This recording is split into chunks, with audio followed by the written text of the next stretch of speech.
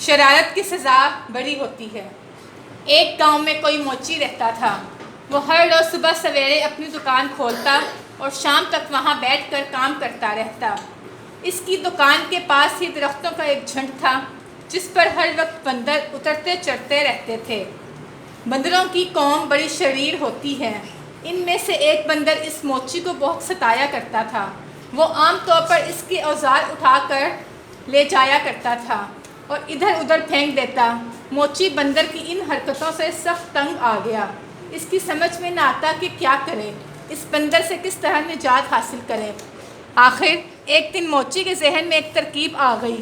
اس کو معلوم تھا کہ بندر انسان کے ہر کام کی نقل اتارتے ہیں۔ اس نے حجام سے ایک استرا حاصل کیا اور اس سے اپنی داڑھی مونڈنی شروع کر دی۔ جب داڑھی مونڈ چکا تھا تو استرا رکھ کر اندر چلا گیا۔ جوں ہی وہ اندر گیا، بندر نے جھوٹ سے آ کر وہ استرا اٹھایا اور اسے لے کر درخت پر چڑھ گیا۔